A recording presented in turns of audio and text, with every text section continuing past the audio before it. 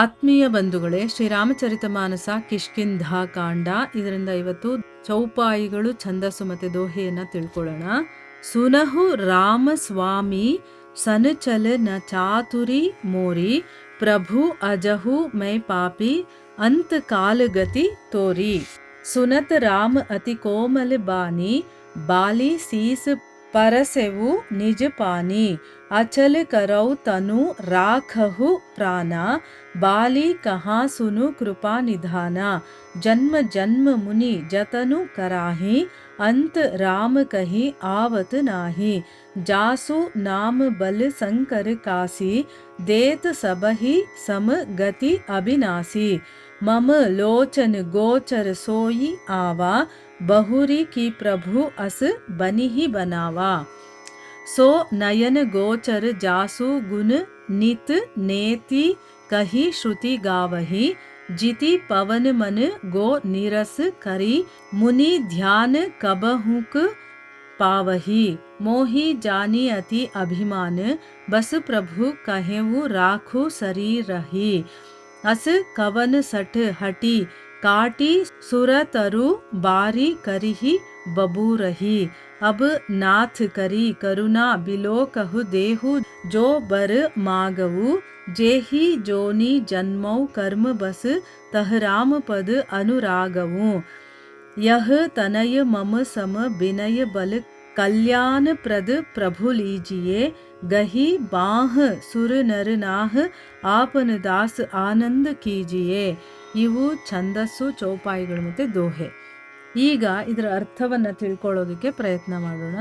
ಇಲ್ಲಿ ತುಳಸಿದಾಸರು ಹೇಳ್ತಾರೆ, ರಾಮ ವಾಲಿಯನ್ನ ಕೊಂದಾಗ ವಾಲಿ ನನ್ನನ್ನು ಬೇಡನ ಹಾಗೆ ಒಂದು ಮರದ ಮರೆಯಲ್ಲಿ ನಿಂತ್ಕೊಂಡೆ, ಆದರೆ ಸುಗ್ರೀವ ಮಾತ್ರ ನಿನಗೆ ಪ್ರೀತಿ ಪಾತ್ರನಾಗಿದ್ದಾನ ಅಂತ ಕೇಳಿದಾಗ ರಾಮ ಹೇಳ್ತಾನೆ, ತಮ್ಮನ ಹೆಂಡತಿ, ಅಕ್ಕ ತಂಗಿ, ಮಗಳು, ಸೊಸೆ ಇವರೆಲ್ಲರೂ ಕೂಡ ಸಮಾನರು, ಎಲ್ಲರನ್ನ ಒಂದೇ ದೃಷ್ಟಿಯಿಂದ ನೋಡಬೇಕು.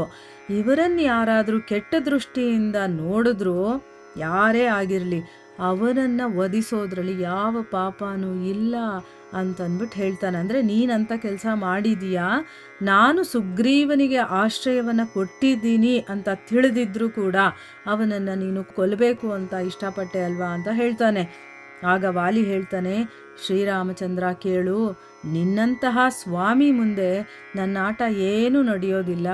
ಪ್ರಭು, ಕೊನೆ ಕಾಲದಲ್ಲಿ ನಿನಗೆ ಶರಣು ಬಂದಿರುವಂತಹ ನಾನು ಇನ್ನೂ ಪಾಪಿನ ಅಂತ ಕೇಳ್ತಾನೆ. ಅಂದರೆ ಭಗವಂತನನ್ನು ಕಣ್ಣು ಮುಂದೆ ನೋಡ್ಬಿಟ್ಮೇಲೆ ಅವನ ಜನ್ಮ ಜನ್ಮಾಂತರಗಳ ಪಾಪಗಳೇ ಹೊರಟೋಗ್ಬಿಡುತ್ತೆ. ಅದಕ್ಕೆ ಕೇಳ್ತಾ ಇದ್ದಾನೆ, ನಾನು ನಿನ್ನ ಶರಣಾಗತಿಗೆ ಬಂದ್ಬಿಟ್ಟಿದ್ದೀನಿ ಅಂದಮೇಲೆ ಇನ್ನೂ ನಾನು ಪಾಪಿನ ಅಂತ ಕೇಳ್ತಾನೆ. ವಾಲಿ ಹೇಳಿದಂತಹ ಆ ವಿನಮ್ರ ವಚನಗಳನ್ನು ಕೇಳಿ ಶ್ರೀರಾಮ ಅವನ ತಲೆಯನ್ನು ನೇವರಿಸಿ ಹೇಳ್ತಾನೆ, ನಾನು ನಿನ್ನ ಶರೀರವನ್ನು ಅಚಲಗೊಳಿಸ್ತೀನಿ, ನೀನು ನಿನ್ನ ಪ್ರಾಣಗಳನ್ನು ಉಳಿಸ್ಕೋ ಅಂತ ಹೇಳ್ತಾನೆ. ಅಂದರೆ ನೀನು ಯಾವಾಗಲೂ ಇರ್ಬೋದು, ಆ ರೀತಿ ನಾನು ಮಾಡ್ತೀನಿ, ನೀನು ಬೇಕಾದರೆ ನಿನ್ನ ಜೀವವನ್ನು ಉಳಿಸ್ಕೊಳ್ಬೋದು ಅಂತ ಹೇಳಿದಾಗ ವಾಲಿ ಹೇಳ್ತಾನೆ, ಓ ಕೃಪಾನಿಧಿಯೇ, ಮುನಿಗಳು ಜನ್ಮ ಜನ್ಮಾಂತರಗಳಿಂದ ಬೇಕಾದಷ್ಟು ಸಾಧನೆಗಳನ್ನು ಮಾಡ್ತಾ ಇದ್ರು ಕೂಡ ಕೊನೆಗಾಲದಲ್ಲಿ ಅವರ ಬಾಯಲ್ಲಿ ರಾಮ ಅನ್ನುವಂಥ ನಾಮ ಬರದೇ ಹೋಗುತ್ತೆ. ಅಂದರೆ ನಾವು ಹೀಗಿಷ್ಟೆಲ್ಲ ಸಾಧನೆ ಮಾಡ್ತಿರೋದು ಏನಕ್ಕೆ ಅಂತಂದರೆ, ನಾವು ಸಾಯೋ ಸಮಯದಲ್ಲಿ ಭಗವಂತನ ನಾಮ ಬರಬೇಕು. ಈ ಐಹಿಕ ಪ್ರಪಂಚದಲ್ಲಿರೋರು ಯಾರ ಹೆಸರು ಬರಬಾರ್ದು, ಏನೇ ವಸ್ತು ವ್ಯಕ್ತಿ ಏನೇ ಆಗಿರ್ಬೋದು ಅದು ನಮ್ಮ ಮೈಂಡಿಗೆ ಬರಬಾರ್ದು. ಭಗವಂತನ ನಾಮ ಕೊನೆಗಾಲದಲ್ಲಿ ಬರಬೇಕು ಅಂತಂದರೆ ಈಗಲಿಂದ ಅವನು ನಮ್ಮ ಮನಸ್ಸಲ್ಲಿರಬೇಕು. ಅದಕ್ಕೋಸ್ಕರನೇ ನಾವು ಸತ್ಸಂಗಗಳನ್ನು ಮಾಡೋದು, ಧರ್ಮಗ್ರಂಥಗಳನ್ನು ಓದೋದು, ನಾಮ ಜಪ ಮಾಡೋದು, ಭಗವಂತನ ಸ್ಮರಣೆ ಮಾಡೋದು ಎಲ್ಲ ಯಾಕೆ ಮಾಡ್ತೀವಿ ಅಂದರೆ ಕೊನೆಗಾಲದಲ್ಲಿ ಅವನ ಹೆಸರು ನಮ್ಮ ಬಾಯಲ್ಲಿ ಬರಲಿ ಅಂತ ಅಂದ್ಬಿಟ್ಟು. ಮುನಿಗಳು ಎಷ್ಟೋ ಜನ್ಮಾಂತರಗಳಿಂದ ಸಾಧನೆ ಮಾಡಿದ್ರೂ ಕೂಡ ಕೊನೆಗಾಲದಲ್ಲಿ ರಾಮನಾಮ ಅನ್ನೋದು ಅವ್ರ ಬಾಯಲ್ಲಿ ಬರದೇ ಹೋಗ್ಬಿಡುತ್ತೆ.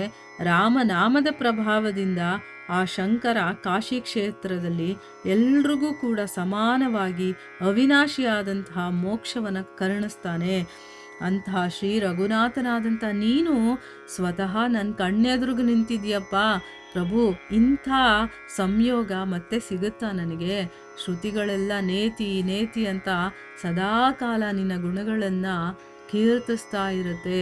ಪ್ರಾಣಗಳನ್ನು ಮನಸ್ಸುಗಳನ್ನು ವಶಪಡಿಸ್ಕೊಂಡು ಸರ್ವೇಂದ್ರಿಯಗಳನ್ನು ಕೂಡ ಆ ವಿಷಯಗಳಿಂದ ಹಿಂತಗೊಂಡು, ಅಂದರೆ ನಮ್ಮ ಇಂದ್ರಿಯಗಳು ಅದರ ವಿಷಯಗಳ ಕಡೆಗೆ ಓಡ್ತಾ ಇರುತ್ತಲ್ವ, ಅದನ್ನೆಲ್ಲ ನಾವು ಹಿಂದಕ್ಕೆ ತಗೊಂಡು ನಿರಂತರವಾಗಿ ಧ್ಯಾನಮಗ್ನರಾದಂತಹ ಮುನಿಗಳಿಗೂ ಕೂಡ ಯಾವಾಗಲೋ ಒಂದ್ಸರಿ ಮಿಂಚಿನ ಹಾಗೆ ಕಾಣೋದಕ್ಕೆ ಸಿಗುವಂತಹ ಪ್ರಭುವಾದ ನೀನು ನನ್ನ ಕಣ್ಮುಂದೆ ನನ್ನ ಜೊತೆ ಮಾತಾಡ್ಕೊಂಡು ಇಷ್ಟೊತ್ತು ನಿಂತಿದೀಯ. ನಾನು ಅತ್ಯಂತ ಅಹಂಕಾರಿ ಅಂತ ತಿಳಿದ್ರೂ ಪ್ರಾಣಗಳನ್ನು ಉಳಿಸ್ಕೊ ಅಂತ ಹೇಳ್ತಾ ಇದ್ದೀರಲ್ಲ, ಆದರೆ ಕಲ್ಪ ವೃಕ್ಷವನ್ನು ಕಡಿದು ಗೊಬ್ಬುಳಿಯ ಗಿಡವನ್ನು ಉಳಿಸ್ಕೊಳ್ಳುವಂಥ ಮೂರ್ಖ ಯಾರಿದ್ದಾನೆ? ಅಂದರೆ ಅರ್ಥ ಏನು? ಪೂರ್ಣ ಕಾಮನನ್ನಾಗಿಸುವಂತಹ ನಿನ್ನನ್ನು ಬಿಟ್ಟು ನಿನ್ನಲ್ಲಿ ನಶ್ವರ ಶರೀರದ ರಕ್ಷಣೆಗೋಸ್ಕರ ನಾನು ಬೇಡಲಾ? ಈಗ ಭಗವಂತನ ಮುಂದೆ ಬಂದು ನಿಂತ್ಕೊಂಡು ಏನು ಬೇಕು ಕೇಳು ಅಂತಂದಾಗ ನಮಗೆ ಮೈಂಡಿಗೆ ಬರೋದೆ ಐಶ್ವರ್ಯ, ಅಂತಸ್ತು, ಮನೆ, ಬಂಗ್ಲೆ, ಮಕ್ಕಳು, ಕೆಲಸ, ಇಂಥದ್ದೇ ಬರೋದು ನಮಗೆ ಅಲ್ವಾ? ಅದಕ್ಕೆ ಇಲ್ಲಿ ಹೇಳ್ತಾ ಇದ್ದಾನೆ ನೋಡಿ, ಯಾವುದೋ ಒಂದು ಪಾಪಸ್ ಕಳ್ಳಿನೋ ಅಂಥದ್ದು ಮುಳ್ಳಿನ ಗಿಡ ಇರುತ್ತಲ್ಲ, ಆ ಕಲ್ಪವೃಕ್ಷವನ್ನು ಕಡಿದ್ಬಿಟ್ಟು ಆ ಜಾಗದಲ್ಲಿ ಯಾರಾದರೂ ಮುಳ್ಳಿನ ಗಿಡ ಹಾಕಿದ್ರೆ ಅಂಥ ಮೂರ್ಖ ಬೇರೆ ಯಾರೂ ಇಲ್ಲ. ಅಂದರೆ ಸಾಕ್ಷಾತ್ ನೀನೇ ನನ್ನ ಕಣ್ಮುಂದೆ ನಿಂತಿದ್ರು ಕೂಡ ಈ ಶರೀರಕ್ಕೆ ಏನು ಬೇಕೋ ಅಂಥದ್ದನ್ನು ನಾನು ಬೇಡಲ, ಅಥವಾ ನನಗೆ ಪ್ರಾಣವನ್ನು ಉಳಿಸು ಅಂತ ಕೇಳ್ಕೊಳ್ಳ? ಹೇ ನಾಥ, ಈಗ ನನ್ನ ಮೇಲೆ ನೀನು ದಯೆಯನ್ನು ತೋರಿಸು, ನಾನು ಬೇಡಿದ ವರವನ್ನು ನೀನು ಕರುಣಿಸು. ನಾನು ಕರ್ಮವಶದಿಂದ ಯಾವುದೇ ಯೋನಿಯಲ್ಲಿ ಹುಟ್ಟಿದ್ರೂ ಕೂಡ ನಿಮ್ಮ ಚರಣಗಳಲ್ಲಿ ಭಕ್ತಿ ಇರೋ ಹಾಗೆ ನನಗೆ ಅನುಗ್ರಹಿಸು ಅಂತ ಕೇಳ್ಕೊಳ್ತಾನೆ. ಅಂದರೆ ನನಗೇನೂ ಬೇಡ, ನಾನು ಬದುಕಿರೋದು ನನಗೇನಂತ ಇಂಪಾರ್ಟೆಂಟ್ ಅಲ್ಲಪ್ಪ, ನನಗೆ ನಿನ್ನ ಚರಣಗಳಲ್ಲಿ ಭಕ್ತಿ ಇರಬೇಕು, ಅದು ನನಗೆ ಕೊಡು ಅಂತ ಕೇಳ್ಕೊಳ್ತಾನೆ. ಯಾಕಂದರೆ ಭಕ್ತಿಯಲ್ಲಿದ್ದರೂ ಕೂಡ ಒಂದೊಂದು ಸರಿ ನಾವು ಮೋಹಕ್ಕೆ ಒಳಗಾಗಿ ನಾವು ಭಕ್ತಿಯಿಂದ ಕೆಳಗಡೆ ಬೀಳುವಂಥ ಸಂದರ್ಭನೂ ಇರುತ್ತೆ.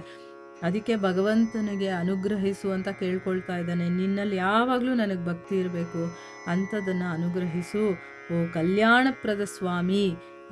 ಇವನು ನನ್ನ ಮಗ ಅಂತಂದ್ಬಿಟ್ಟು ತನ್ನ ಮಗನ ಅಂಗದ ಇರ್ತಾನಲ್ಲ ಅವನನ್ನು ತೋರಿಸಿ ಹೇಳ್ತಾನೆ, ಇವನು ನನ್ನ ಮಗ ಅಂಗದ ಅಂದ್ಬಿಟ್ಟು. ವಿನಯ ಮತ್ತು ಬಲಗಳಲ್ಲಿ ನನ್ನ ಹಾಗೆ ಅವನು ಕೂಡ ಬಲಶಾಲಿಯಾಗಿದ್ದಾನೆ. ಅವನನ್ನು ನಿಮ್ಮ ಮಡಲಿಗೆ ಹಾಕ್ತಾ ಇದ್ದೀನಿ. ದೇವತೆಗಳಿಗೂ ಮನುಷ್ಯರಿಗೂ ಒಡೆಯನಾದಂತಹ ನೀನು ಇವನನ್ನು ಕೈ ಹಿಡಿದು ನಿನ್ನ ದಾಸನಾಗಿ ಮಾಡ್ಕೋ ಅಂತಂದ್ಬಿಟ್ಟು ಹೇಳ್ತಾನೆ. ಅಂದರೆ ಭಗವಂತನ ಶರಣಾಗತಿಯಲ್ಲಿದ್ದರೆ ಎಲ್ಲರೂ ಸೇಫ್ ಆಗಿರ್ತಾರೆ ಅಂತ ಗೊತ್ತು. ತಂದೆಗೆ ತನ್ನ ಮಗನ ಒಂದು ಸೇಫ್ಟಿ ತುಂಬ ಇಂಪಾರ್ಟೆಂಟ್ ಆಗಿರುತ್ತಲ್ವಾ. ಸೊ ಈಗ ನಾನು ಸಾಯ್ತಾ ಇದ್ದೀನಿ, ಇನ್ಯಾರೂ ಇಲ್ಲ ಇವನಿಗೆ, ನೀನೇ ಗತಿ, ನಿನ್ನ ದಾಸನನ್ನಾಗಿ ಇವನನ್ನು ಮಾಡ್ಕೋ ಅಂತ ಹೇಳ್ಬಿಟ್ಟು ಮಗನನ್ನು ಭಗವಂತನಿಗೆ ಸಮರ್ಪಣೆ ಮಾಡ್ತಾನೆ. ಮುಂದೇನಾಗುತ್ತೆ ಅಂತ ನಾವು ಮುಂದಿನ ಭಾಗದಲ್ಲಿ ತಿಳ್ಕೊಳ್ಳೋಣ. ಹರೇ ಕೃಷ್ಣ.